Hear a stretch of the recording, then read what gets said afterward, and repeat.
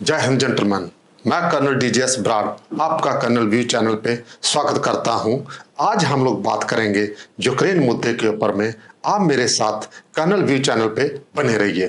Gentleman, आपने देखा होगा कि रिसेंटली जो है हमारे प्रधानमंत्री माननीय श्री नरेंद्र मोदी जी 3 दिन की विजिट पे पोलैंड गए थे, जिसमें उनका 3 दिन के प्रोग्राम में 2 दिन का दौरा जो था पोलैंड का था और 1 दिन का दौरा जो है उनका वो यूक्रेन के लिए था। तो उन्होंने जैसे ही पोलैंड पहुंचते हैं तो उनका भारी वेलकम किया जाता है पोलैंड गवर्नमेंट की तरफ से, और साथ ही साथ जो इंडियन डायस्पोरा है वो भी उनको एक अच्छा वार्म वेलकम करते हैं। और अपना 2 दिन का प्रोग्राम समाप्त करने के बाद में माननीय मोदी जी वहां से बाई ट्रेन यूक्रेन के लिए 23 अगस्त को निकलते हैं और यूक्रेन में पहुंचते हैं और यूक्रेन में उनकी मीटिंग होती है मिस्टर जेलेंस्की से। और जब वो मीटिंग पे जाते हैं और साथ ही साथ जो इंडिया से उनके लिए राहत सामग्री लेकर जाते हैं, उनके लिए जो मेडिकल एड लेकर जाते हैं, वो यूक्रेनियन राष्ट्रपति को हैंडओवर करी जाती है।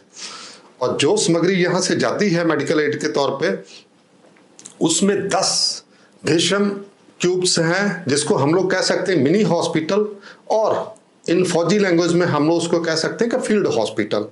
10 उनको फील्ड हॉस्पिटल दिए जाते हैं, जो सारी मेडिकल एड डाल के सारा टोटल सामग्री जो है 22 टन के करीब में सामग्री दी जाती है उनको। और साथ ही साथ उनको जो है 10 जनरेटर प्रोवाइड किए जाते हैं फॉर द इलेक्ट्रिफिकेशन पर्पज। और इसके बाद में दोनों साइड में, दोनों कंट्री के बीच में एक बड़े अच्छे माहौल में बात होती है। और आपको भी पता होगा सबको कि जो मोदी जी है उनका जो ये यूक्रेन में वार के दौरान में जो दौरा था, वो उनका एजेंडा था कि इसको कैसे न कैसे वार को पीस में इनिशिएटिव करा जाए और इसको पीस में कन्वर्ट किया जाए। ठीक है, वार जो है ये 2 साल से ज्यादा हो गया दोनों कंट्री को। तो जिस टाइम प्रायर टू दिस इस विजिट के पहले जिस टाइम मोदी जी रशिया में जाते हैं, पुतिन से मुलाकात होती है और वहां से उनका एक माइंड सेट बनता है और मिस्टर पुतिन को भी वो कहते हैं कि भाई पीस के लिए बढ़ा जाए, 2 साल से ज्यादा वार टाइम हो गया, इसमें दोनों साइड में कैजुअलिटी बहुत हो रहा है, तो दिस इज नॉट गुड, कहीं ना कहीं इसके लिए माइंड सेट बनाया जाए। उसी बात को रिपीट करते हुए माननीय मोदी जी ये सारे का सारा मुद्दा जो है वो मिस्टर जेलेंस्की के पास में रखते हैं ड्यूरिंग द डिस्कशन ऑन 23। तो उसी के ऊपर में सारी बात होती है। जैसे ही वो सारा कंप्लीट बात करने के बाद में फिर जो हमारे प्रधानमंत्री मोदी जी वहां से फिर जो अपनी विजिट कंप्लीट करके वहां से वापस चलते हैं पोलैंड के लिए बाई ट्रेन, बिकॉज वहां से फ्लाई कर नहीं थे सकते due to the war zone, वहां फ्लाई हो नहीं था सकता। तो वो again come back to the Poland से टेक ऑफ करते हैं और फिर कम बैक टू दिल्ली। और इसमें मेन क्या होता है कि जिस टाइम मोदी जी वहां से दिल्ली पहुंच जाते हैं, जेलेंस्की जो है मीडिया में अपनी प्रेस कॉन्फ्रेंस करते हैं और एक उसमें बहुत ही लूज स्टेटमेंट देते हैं, जिसका स्टेटमेंट का कोई आधार नहीं था। और मुझे लगता है कि ऐसी स्टेटमेंट उनको देनी नहीं चाहिए थी और बचना चाहिए था। और जेलेंस्की क्या बात करते हैं अपनी स्टेटमेंट में, कहते हैं कि इंडियन प्रधानमंत्री आए थे, मोदी जी उनके पास में आए थे और सारा मीडिया उसी के ऊपर टिका हुआ कि आपकी मोदी जी के साथ में बात क्या हुई है। तो वो ये कहते हैं कि भाई मोदी जी से हमारी बात हुई है पीस के इनिशिएटिव के बारे में, बट हमने मोदी जी को ये कहा है कि जो balance tie would not work, कि आप हमारे और रशिया के बीच में बैलेंस बनाना चाहता है India, that would not work, take side. तो टेक साइड का ये जो थी उनकी स्टेटमेंट कि आप दोनों के बीच में बैलेंस मत बनाओ, आप कहीं ना कहीं हमारे कंट्री के साथ में आ जाओ। ये जो था एक आपत्ति वाला स्टेटमेंट था। ऐसा स्टेटमेंट किसी भी राष्ट्राध्यक्ष को ऐसे समय में नहीं देना चाहिए कि जब आप वार में हो, कोई एक दूसरा थर्ड कंट्री आपके बीच में पीस इनिशिएटिव करा रहा है, तो आपको थोड़ा सा इन चीजों से बचना चाहिए। और साथ ही साथ जिस टाइम प्रेस कॉन्फ्रेंस होती है तो उसी में वो अपना बयान ऐड करते हैं कि मोदी जी इसको बहुत स्ट्रेस कर रहे हैं पीस के लिए, तो क्या पुतिन को भी पीस चाहिए? मुझे तो नहीं लगता पुतिन को पीस चाहिए। तो जब ये ऐसा एक मजाक के तौर पे मतलब मिस्टर जेलेंस्की इस बात को रखते हैं, तो उनको इतना समझदारी होना चाहिए कि मोदी जी अगर कोई बात कर रहे हैं पीस के बारे में, तो उसके पीछे में कहीं ना कहीं कोई कैलकुलेशन कुछ ना कुछ तो वर्कआउट किया होगा ना। ऐसा तो मोदी जी नहीं चल सकते। और इसी के साथ में मिस्टर जेलेंस्की को आप पता होना चाहिए कि क्या जिस कंट्री के साथ में आप वार में हो, जिसके साथ में आप कॉन्फ्लिक्ट में हो, कोई भी नेशन, अदर यूक्रेन और रशिया और एनी अदर नेशन, दो कंट्री जब कॉन्फ्लिक्ट में होते हैं तो दोनों कोई भी एक दूसरे के पास नहीं जाता कि पीस इनिशिएटिव कर ले। कोई थर्ड पार्टी जो है इससे इंटरवेन करती है और इसको पीस इनिशिएटिव के लिए आगे बढ़ा जाता है। आपने देखा होगा, मुझे लगता है कि मिस्टर जेलेंस्की इन चीजों को भूल गए हैं और उनको थोड़ा सा बैक हिस्ट्री पे जाना चाहिए और बैक हिस्ट्री को उनको याद होना चाहिए।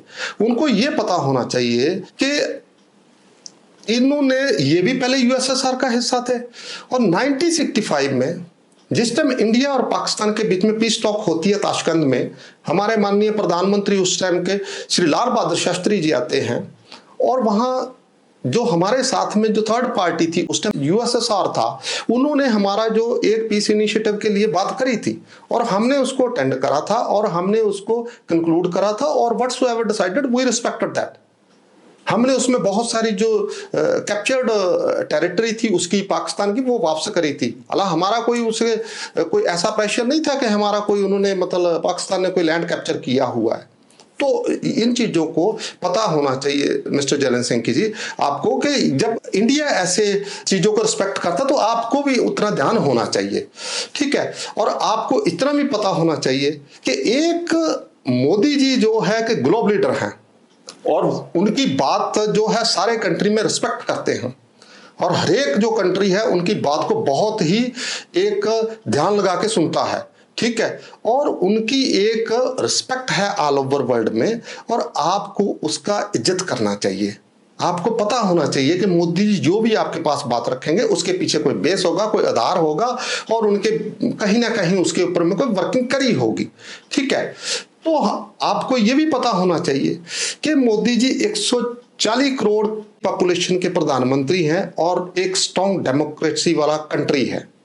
और हमारे यहाँ जो है आपको पता होना चाहिए कोई ऐसा नहीं है कि जैसे दूसरे कंट्रियों में कोई मार्शल लॉ लग जाता है, कोई आर्मी टेक ओवर का। We are very disciplined nation, हमारे कंट्री में ऐसा नहीं होता, ठीक है। और आपको ये भी पता होना चाहिए मिस्टर जेलेंस्की कि हमने 4 वार लड़ी है और हमारी गवर्नमेंट को और हमारी डिफेंस फोर्सेस को अच्छे से पता है कि हमने कैसे वार करना है और वैसे कैसे वार से निकलना है और कैसे पीस इनिशिएटिव करना है।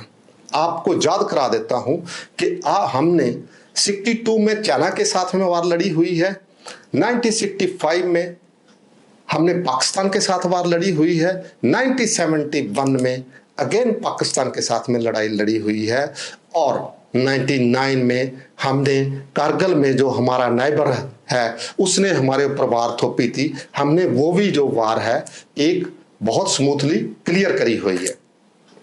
अभी मुद्दा आ जाता है कि आपको पीस इनिशिएटिव करना नहीं करना, that is up to you, ठीक है। अभी आपने सुना होगा रिसेंटली कि अभी तो रशिया की भी कुछ स्टेटमेंट आ गई है कि भाई we don't want to talk about peace, हमें कोई बात नहीं करना। तो आप इस सिचुएशन में आप देखिए कि देखिए आपके कंट्री का मसला है, आपको वार में रहना है, रहिए, पीस करना है, इनिशिएटिव पीस करिए, लेकिन आपको एक बहुत बड़ी ग्रेट अपॉर्चुनिटी मिली है कि इंडिया ने जो आपके सामने में पीस का बात रखी है, ठीक है। तो आपको अपना जो भी कंट्री की एजेंडा है, जो आपके पॉइंट्स हैं, जो आपके मुद्दे हैं, उसके ऊपर बात करनी चाहिए, बैठ के टेबल पे आना चाहिए, पीस पे बात होनी चाहिए। हम नहीं कहते कि आप क्या बात करनी है क्या नहीं करनी, दैट्स अप टू यू, लेकिन आपको इन चीजों के ऊपर में विचार करना चाहिए।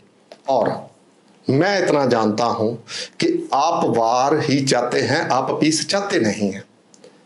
क्यों मिस्टर जेलेंस्की कि आपको पीस चाहिए नहीं, क्यों आपको वार इसलिए चाहिए कि आपको 53 नेशन अभी तक 55 बिलियन का वेपन स्मगली दे चुका है। आपको मोर देन 100 कारपोरेट सेक्टर ने पैसा दिया हुआ है। आपको कम से कम जो है इसमें 60 बिलियन के करीब में आपको टोटल साला बना के स्मगली अभी तक आपने रिसीव कर ली है। आपको पैसे पे पैसा मिल रहा है, आपको सारे जगह से एड आ रही है, तो आपको क्यों पीस इनिशिएटिव करना? आपको तो वार में ही रहना है। ठीक है, मुझे लगता है कि आपकी ऐसी इंटेंट है। दूसरा, आप पीस इनिशिएटिव नहीं कर सक पाएंगे। क्यों? नाटो आपको पीस इनिशिएटिव करने देगा नहीं। तो नाटो का इसमें इंटरेस्ट क्या है? You are not able to understand that what is the interest of a NATO. जो नाटो का इसमें इंटरेस्ट है, वो चाहते हैं आपका दी एंड करना। ठीक है, आपका फुल डिस्ट्रक्शन करना चाहते हैं, और इसी के साथ ही साथ वो रशिया का डिस्ट्रक्शन करना चाहते हैं। तो उनको आपसे जहां रशिया से कुछ लेना देना नहीं है, उनको पीस से कोई लेना देना नहीं है। वो तो आपको वार में आगे धकेलेंगे। ये तो आपको अपना दिमाग लगाना है, आपको अपनी समझदारी दिखाना है। आपको पीस चाहिए नहीं चाहिए, नाटो एंड अलायंस नहीं आपको लेके जाएंगे, आपको पीस के लिए नहीं लेके जाएंगे। और आप पुराने यूएसएसआर के मेंबर हो, आपको नाटो के बारे स्टडी होना चाहिए। नाटो उस दिन बनी थी जिस दिन एक यूएसएसआर ब्लॉक था 15 नेशन का। आज तो वो नहीं है। 1991 के बाद जो यूएसएसआर ब्लॉक है वो डिसइंटीग्रेशन हो गया, तो now Russia is A one nation only.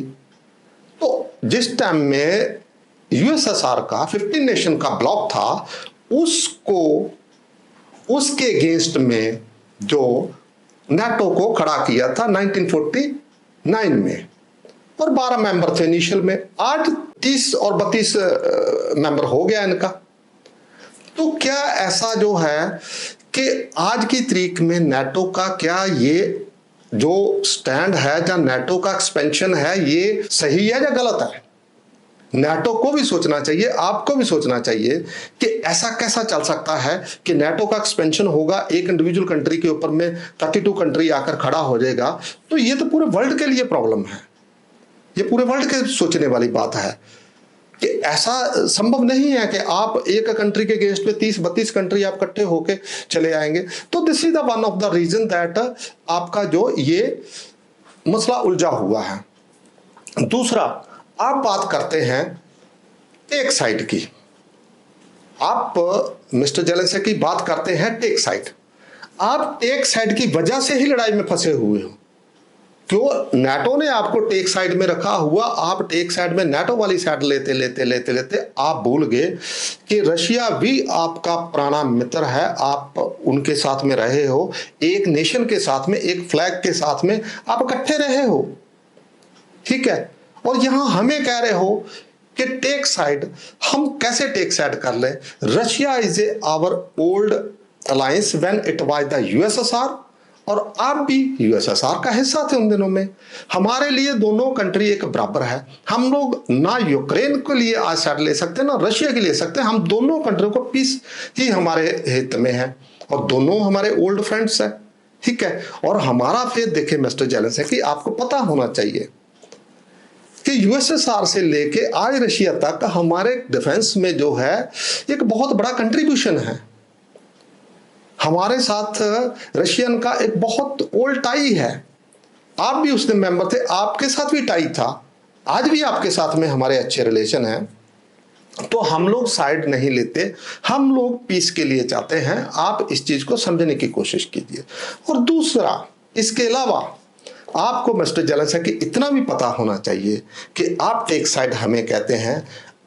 जिस टाइम इंडिया ने 98 में अटल बिहारी वाजपेयी गवर्नमेंट ने न्यूक्लियर टेस्ट करा था पोखरण में, तो आप यूएनओ सिक्योरिटी काउंसिल में इंडिया के अगेंस्ट में सैंक्शन के लिए मुद्दा आया था।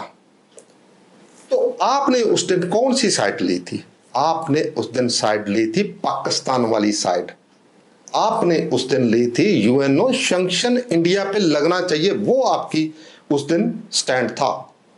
आपने उस दिन हमारे फेवर में स्टैंड नहीं लिया, हमारे अगेंस्ट में स्टैंड लिया था, और हमारे अगेंस्ट में खड़ा था पाकिस्तान।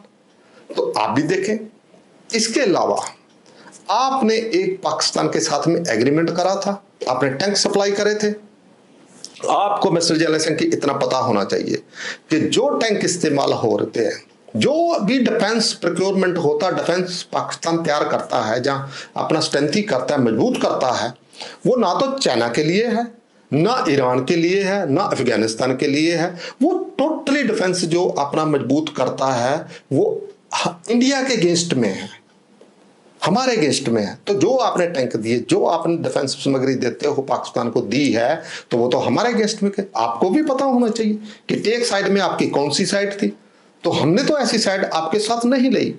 देखें, आपका जो अभी वार का जो यूक्रेन वार वाला मुद्दा जिस टाइम सिक्योरिटी काउंसिल में आता है यूएनओ में, तो देखें हमारा स्टैंड बहुत ऑनेस्ट है। वी वर अब्सटेन्ड, हमारा स्टैंड उसमें अब्सटेन था। हमने ना साइड रशिया की लिया ना आपकी लिया। You try to understand that our stand was neutral stand. और इसके अलावा भी आपको पता होना चाहिए हमारी जो एक बहुत डेमोक्रेट स्ट्रक्चर बहुत स्ट्रांग है। हमारी गवर्नमेंट चाहे किसी भी पार्टी की आए, हमारा हमेशा ही वर्ल्ड में जितनी इश्यूज होती है न्यूट्रल स्टैंड होता है। We never take side. हम किसी ब्लॉक में नहीं जाते, हम लोग किसी भी ब्लॉक में नहीं घुसते। हमारा एक न्यूट्रल स्टैंड होता है and we are the peace loving nation. We are not interested कि कोई कंट्री किसके ऊपर में एग्रेशन करे। हाँ, जो आपके ऊपर ये वार लगा हुआ, आपके ऊपर में जो वार चल रहा है Ukraine, we are not in favour. कोई भी कंट्री किसके ऊपर में एग्रेशन करे, वो वी आर नॉट फेवर। ये ठीक नहीं है, हम लोग इसको नापसंद करते हैं। हमारी गवर्नमेंट है इसमें बहुत क्लियर है। और आप जो पीस नहीं चाहते, तो आपको इतना भी पता होना चाहिए कि रशियन फोर्सेस आज तक, मैं बीइंग ए आर्मी अफसर रिस्पॉन्सिबिलिटी से कह रहा हूं, अभी तक बहुत कंट्रोल में और कंस्टेन में है। बहुत कंट्रोल और कंस्टेन में है रशियन फोर्सेस। नहीं तो आपने देखा होगा मिस्टर जेलेंस्की की, आपने अभी देखा होगा कि टेररिस्ट अटैक जिस टाइम इजराइल पे होता है और उसके रिस्पॉन्स पे जब इजराइल गाजा के ऊपर में अटैक करता है, तो गाजा की कितनी तबाही होती है। और गाजा के कम से कम 40,000 बंदे की कैजुअलिटी होती है और 30 से 40,000 के करीब बंदे जो है इंजरी होते हैं और डिसेबल्ड होते हैं। और बहुत बड़ा ह्यूमन संकट खड़ा होता है, बहुत बड़ा ह्यूमन डिस्प्लेसमेंट होता है। तो हिंदुस्तान जो है इन वार को, जब किसी भी ऐसे जो आतंकवादी अटैक है इनके फेवर में नहीं है, इनको नापसंद करता है। हम लोग इन चीज़ों को कंडेम करते हैं। और साथ ही साथ ये भी कहना चाहता हूं कि इस जो गाजा वार है, इस जो जड़ है वो टेररिस्ट अटैक है। और हम लोग ऐसे टेररिस्ट है जहां वो कोई आतंकवादी संस्थाएं करती हैं, जहां उनको कोई स्पॉन्सर नेशन है, हम लोग इन चीजों का समर्थन नहीं करते, हम लोग फुली कंडेम करते हैं। तो अभी भी रशियन फोर्सेस के ऊपर में कंस्टेन कंट्रोल है, इसलिए वो उस तरीके तक वहां सिविल तक कंट्रोल है। नहीं तो अगर ये वार नहीं रुकती, पीस इनिशिएटिव नहीं होता, तो आपको भी पता है कि वार आगे बढ़ेगी और नाटो आपको आगे तक लेकर जाएगा। और रशिया के ऊपर जिस दिन भी कोई बड़ी मुसीबत आएगी, रशिया का कैजुअलिटी ज्यादा होगा, रशिया को कहीं बैकफुट होना पड़ा, तो रशिया आपको पता है कि वर्ल्ड की बेस्ट न्यूक्लियर पावर है। और वो न्यूक्लियर पावर जो है that is a very dangerous. मैं चाहता हूं कि भगवान बुद्धि दे कि ऐसा ना हो। इसमें ह्यूमन लॉस बहुत ज्यादा होता है, ना हो। लेकिन अगर ऐसा हुआ तो रशिया का भी लॉस होगा, रशिया का लॉस होगा, लेकिन लिमिटेड लॉस होगा। बट यूक्रेन का और आपके कंट्री का बहुत बड़ा नुकसान होगा, बहुत ज्यादा लॉस होगा, अनरिपेयरेबल लॉस होगा। मेरा आपके आगे एक मशवरा है कि आप इसके ऊपर सोचें। आप अपने कंट्री के बशिंदों के बारे सोचें, आप अपने नागरिकों के बारे सोचें। क्या वो 2 साल से भी ज्यादा परेशान घर से अपने बाहर घूम रहे हैं, दूसरे देशों में घूम रहे हैं? क्या वो भी बाहर जाते हैं? आप अपने फौज के बारे सोचें, उनका कितना कैजुअलिटी हुआ है, क्या ये कैजुअलिटी आगे कैरी ओवर करना संभव है? तो इन सारी चीजों को देखते हुए मुझे लगता है कहीं ना कहीं आपको पीस इनिशिएटिव के लिए आगे बढ़ना चाहिए। मैं इतना आपको श्योर करना चाहता हूं कि इंडियन लीडरशिप के पास वो कैपेबिलिटी है। आप जिन नेशन के बारे बात करते हैं, मैं उन नेशन के बारे नहीं कुछ कहूंगा, लेकिन जो इंडिया के पास में आज कैपेबिलिटी है पीस इनिशिएटिव कराने के लिए, मोदी जी के पास वो डेयर है बात रखने के लिए कि वो मिस्टर पुत्र के पास भी 1 to 1 बात कर सकते हैं। वो जो भी आपका एजेंडा होगा, जो भी आपके कंट्री के पॉइंट होंगे, व्हाट्सोएवर आपके जो भी आपके मुद्दे होंगे, उनको रखने की कैपेबिलिटी है। और हम लोग आपका नुकसान नहीं चाहते, हम लोग इतना ही चाहते हैं कि दोनों कंट्रियों के बीच में एक अच्छा पीस वाला माहौल हो और ये वार रुक जाए। क्यों? इससे हमारा भी नुकसान है, हमें भी इससे नुकसान है कि हमारे 2 फ्रेंड वार में हैं। तो आप इस पे थोड़ा विचार कीजिए। मेरा आपके आगे यही एक मशवरा है।